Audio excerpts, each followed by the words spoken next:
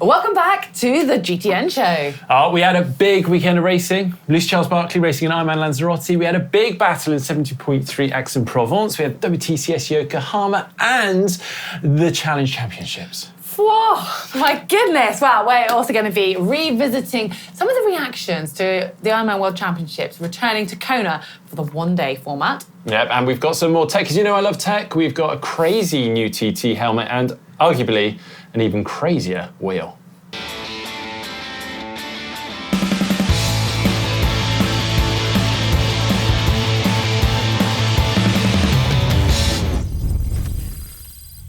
Okay.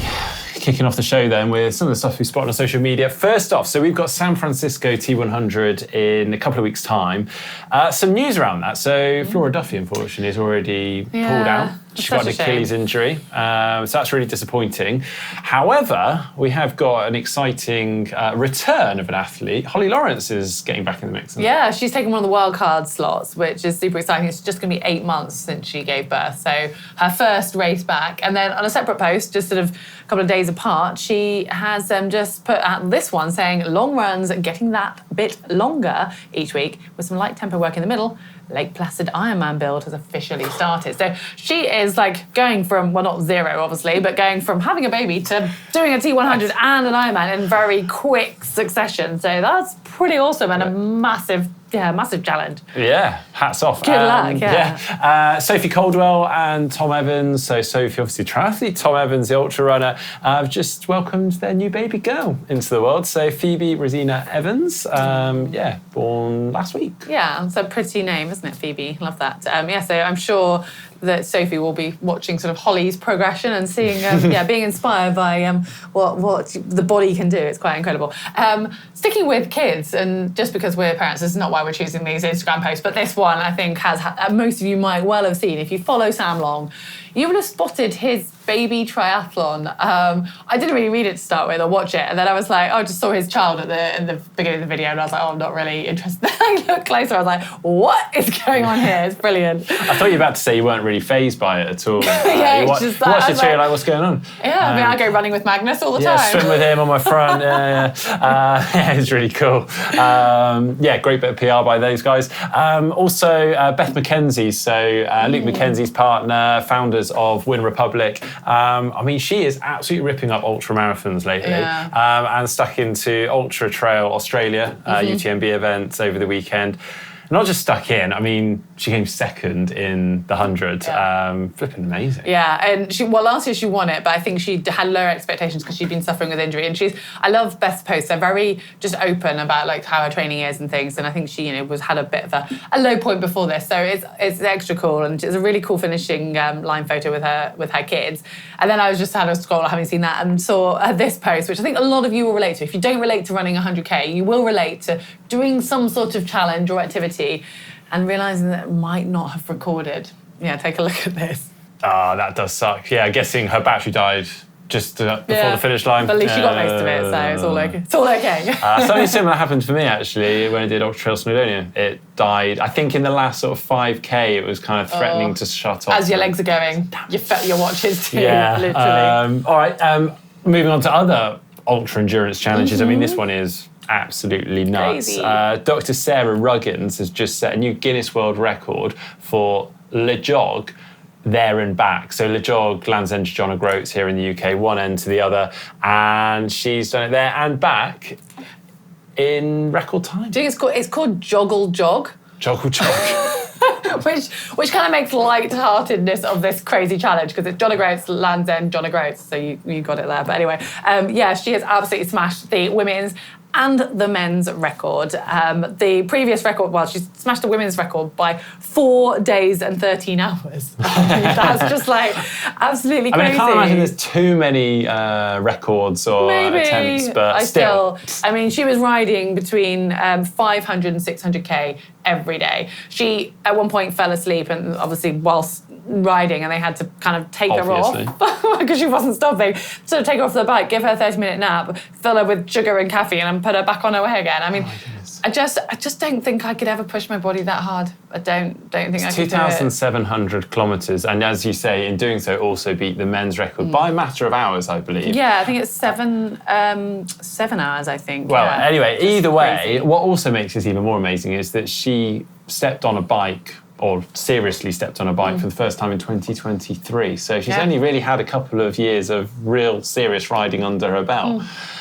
That's amazing. Well, she was going to run the length. So for those of you, we probably haven't fully explained that John O'Groats is the most northern part of the UK and Land's End's the most southern, so it's the whole length of the UK. And she was going to run it, having come back from a series of childhood illness, and she then was getting strong again and getting back into running, and then realised her body actually can't take that much running, so that's how she got into cycling. Oh, wow. And then instead of just doing it one way, she did it there and back. Cool. Well, absolutely amazing. Yeah, hats off.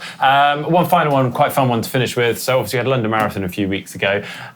This one just stumbled across my feed. So the founder of Caffeine Bullet decided to take his London Marathon medal out the following day or a couple of days after the London Marathon and see how many freebies and goodies he could get around London. I didn't know this was a thing, but apparently you can search for all the places that give away free things, pizzas, beers and stuff.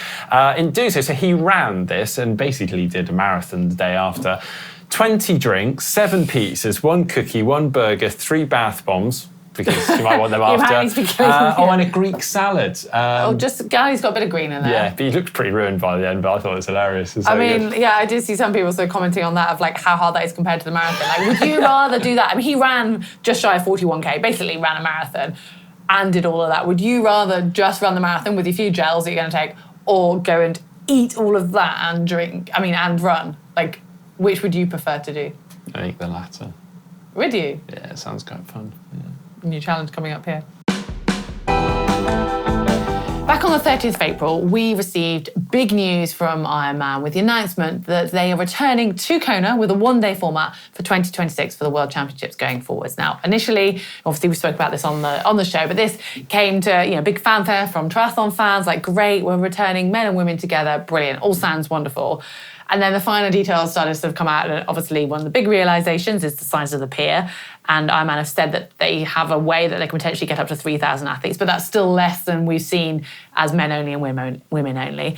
And then the further news came that the way they're going to allocate the slots. Now, this is still not absolutely confirmed, but Ironman themselves in their press release said that they are going back to use some sort of proportionality, sort of meaning that they're going to base it a little bit on the ratio of the entries. Yeah, so obviously looking at the amount or overall amount of men and women competing in full distance Ironman events, you're typically looking at around 82% men and 18% women. So in theory, you'd assume that they would use that to kind of set out the qualifying slots for the Ironman World Championships, which feels like, I guess, quite a step back from what we have experienced the last few years. Yeah, and obviously you weren't involved in the initial kind of conversation when James and I did it on the show, and we did sort of dive into it, and we're not kind of going back over that so much, but more the reason bringing this up again is because there's a charity in the UK called Women for Tri and they have not just sort of been shouting and stamping their feet and saying this isn't fair. They've actually gone and done a bit of research and tried to come back to the table with some numbers, and they've just released a report. I think it was on Friday, it came into my inbox, which now lots of the media have picked up. Before I go into the details, they've also sent this to Ironman for reaction, and I think they're in conversation with Ironman at the moment. There's no quote yet, so we're not going to go into sort of give too much of our opinions. We just want to share what they've put forward and their key findings. So the first thing is that women, admittedly here, made up just 17% of starters, so 17-18% around there. However, they then say 30% of them finished within 15% of their age group's winners' time, compared to just 14% of men. And they also say in every single race that they analysed, they chose 35 full-distance Ironmans, which they use for their stats, women were overrepresented among top-performing athletes, which they've defined that. We can talk about that in a moment. So there's some quite strong stats there. They've also then picked out a few particular races when sometimes it's actually like even more than that, the outnumber of women outperforming men. Now, on the performing thing, they've decided on the 15%. Now, apparently, they've based that on a few reasons, but one of the main reasons, British Triathlon, who've done their own stats previously, use that for men and women to decide who qualifies for world champs. So you have to be within 15% of the winner of that age group. So. Yeah, I think it's really interesting. I mean, we need to point out that Ironman haven't announced anything final at the moment.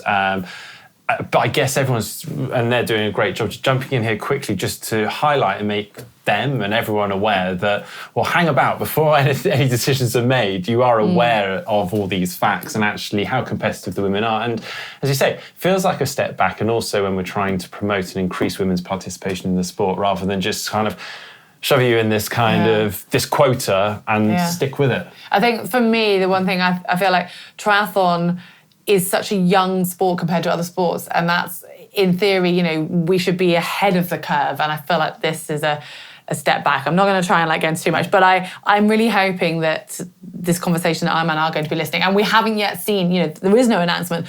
People are waiting because obviously lots of people want to qualify for Kona, and they're waiting to see what races are getting what slots. Yeah. So we are also eagerly awaiting that, and I think they're probably going to have to make a bit of an announcement before they actually put out what slots are going to what races. Yeah, so. I mean, what I will say, I've been quite enthused by Ironman's reaction to a lot of things over the past year or so, with Scott Derue obviously coming in. There seems like a real shift, and I'm hoping that, we see something positive and a nice reaction to this. As I say, I think they've done a really good job presenting all this data. It's actually, it's highlighted it to me. I wasn't quite aware. Yeah, I mean, and it is like, I'm sure some of you who are maybe statisticians can find other data, and I'm always aware that with research, you read an article and you're like, oh my God, this new product's amazing, whatever, because the numbers prove it, and numbers can be manipulated. And I'm, as a woman, I'm saying that I'm not a statistician, so I haven't analysed all these numbers, but it does look quite clear cut from where I'm standing, and I'm hoping that Ironman can, see some of that, and we just wait to see what comes out from this. Now for what? The tech. First off, helmet. All right, there's been a new helmet spotted. It was in the Giro, actually, worn by the Q36.5 team. It's made by Scott. Don't have any details on the name of it. But it has some similarities to the helmet I'm wearing here. I thought it's sporty. Any excuse just to put a weird thing on your head. It arrived in the post today, and I thought I've got to wear it.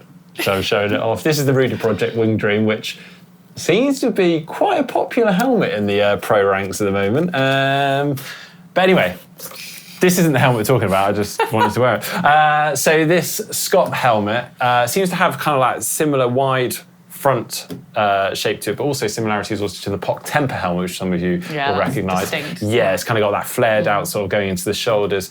And that's all we know. But there's just like another crazy helmet to join that you would love to wear. Space age stormtrooper phase we're in. You're going to have to start doing some fast TTs or something to warrant some of this tech. Or just wear them in What the Tech. Yeah, maybe.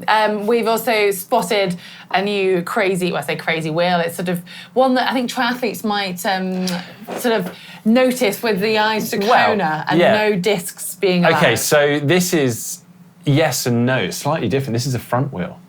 Okay. Yeah, so this is from Evolve Wheels. It's called the Charger Front Trispoke. So they already made a wheel like this for the rear, and then they've obviously... Is this for you, for when you did for your next challenge? Obviously refined it and tried to make it a front wheel. And they said that, it's recommended for UCI closed road TTs. With no wind. Or triathlons. I mean, I probably wouldn't ride it in Lanzarote, but it's kind of cool. No? I mean, I don't think we're going to see it anytime soon on Kona, but I think we might maybe see that on a GTN challenge coming soon. You never know. Maybe. Also, I can take these glasses off my head now because I do feel a little bit, not quite as silly as Mark with the helmet, but SunGod have just released these. These are the 42s with the number obviously relating to marathon. You might have spotted a few of the runners at the London Marathon wearing them, and they have just got launched last week. And we don't get to wear sunglasses in the UK that often, but recently it's been super sunny and I've been running in these, and they are just super lightweight. They're saying that they've kind of gone away from the sort of trend of glasses getting bigger and bigger that we see, and they've just gone back to sort of a very simple design that you don't necessarily feel and notice. And I think when it comes to running, that's so important. I was going to say that, and I'm not just saying this. Obviously, I've been using these the last couple of weeks. I'm normally with sunglasses always adjusting them, and I kind of like feel them, I can see them, whereas with those I almost forget I have them on. We're not paid to say that, but we just quite like them. Nice. Okay, race news. We had a big weekend of racing and like high caliber racing as well. So we had IRONMAN Lanzarote, we had IRONMAN 70.3 Aix-en-Provence Pro Series event, we had the Challenge Champs, WTCS Yokohama, amongst some other smaller races.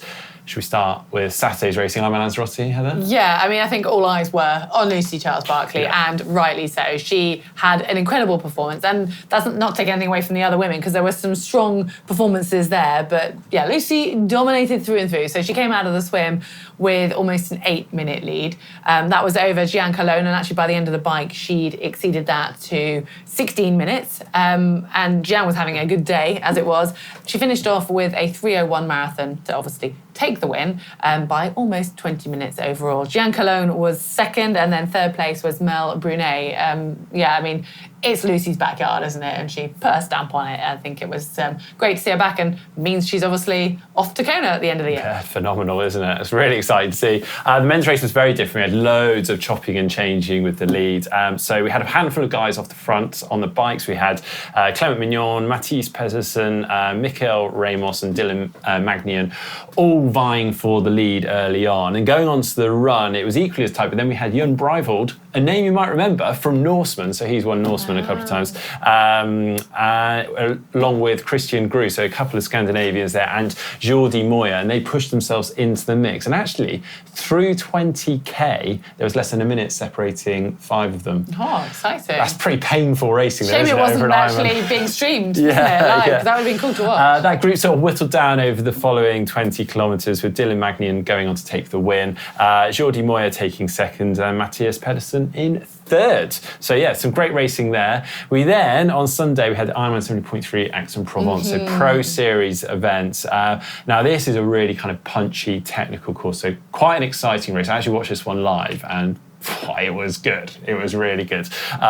So in the women's race, Elena Messer led the swim out. She had around, I think it was 6 women in close contention with her. And then Marjolaine Pierre was around a minute and a half back in 7th.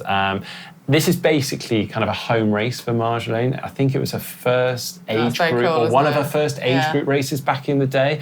And obviously just knows the course like the back of her hand, and it really showed. So on the bike, we had the lead group including Lena, we had Lisa Patera, Marta Sanchez, Yuli Iemo, and also Lizzie Rayner, and they were riding really well together, but Marjolaine was just like eating away at their lead, and when she passed them, she clearly put in a big effort to get past.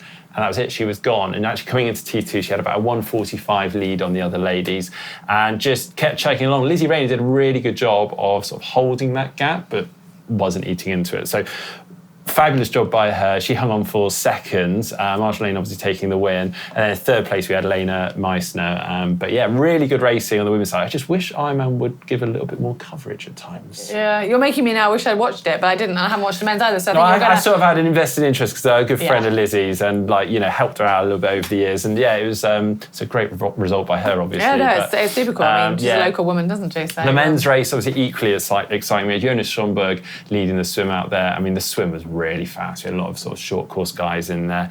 Big group, we had Christian Blumenfeld in there. But impressively, Ruben Zapunkt actually took off on the bike and he basically did most of the ride solo, just off the front. Bold. So he had a 2:23 lead coming into T2. But the run was quite a spectacle. You think that sounds a lot on over a half, it with does, a half marathon to go. But when you know Christian Blumenfeld's in the group chasing down. So Christian took 20 seconds out of Zapunkt over the first kilometre, and I mean, it just kept going on like that. So Christian was actually also joined by Casper Stornes, and also a name that I've heard of, but hadn't given enough attention to, is Simon Vian, a French athlete. At times I was like, this guy's going to win this race. He looked amazing. He looked so good. But around 7 kilometres, Christian just started to turn the screws and just broke clear and clocked a 1:07.12 for the half marathon to take the win. And Casper Stornes only ran 5 seconds slower. Yeah, so I mean, that's more shocking to me. Yeah, Casper in second, Simon Vian in third, and also amazingly, the top 5 were all sub 1:08. Oh my God. The level is insane. That is. I don't think we could just blame that on carbon shoes. I think the level is just nuts, isn't it? Mind-blowing, awesome stuff. We also had the Challenge Championship, and obviously, as we mentioned last week, James was there racing. He took the rain with him, though, it seems. The man who loves the nice warm weather. And we were enjoying sunshine in the UK. Slovakia didn't quite have the same. Yeah, he called me this morning.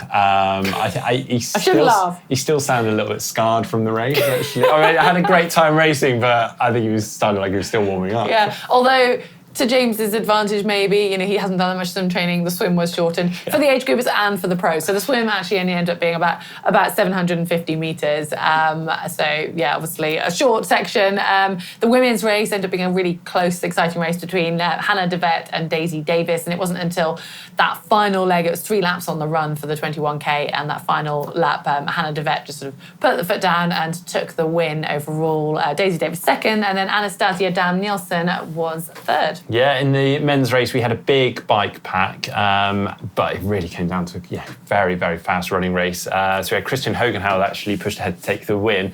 But man, it was a sprint finish for second through to fourth, basically. Henry Rapo took second, Kieran Linders in third, and Will Draper just narrowly missing out in fourth. And he also actually crashed on the bike, I actually saw on Instagram. Quite an eventful day for him. Good racing. Yeah, we also had 70.3 Chattanooga, which is known for fast swims because they go with the current.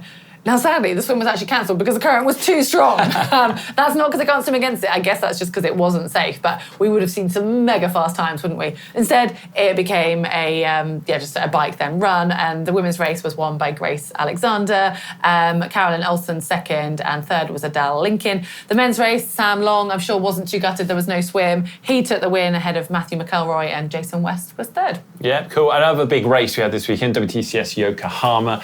Do you see the conditions there? I did. I saw a few clips on social, some nasty crashes. Yeah. I'd imagine not quite as cold as Šamorín, but still wet. Not fun. In fact, actually on the course, because of the weather, they actually changed the bike course just fractionally. So it should have been 9 lots of 4.4 kilometre bike loops. I believe it went onto some red brick, presumably quite slippy. They changed it to 10 lots of 3.7 kilometre laps on the bike. In the women's race, we had 3 in the lead early on. They were actually, their advantage was slowly eaten up, and then we ended up with a huge pack of 32 athletes.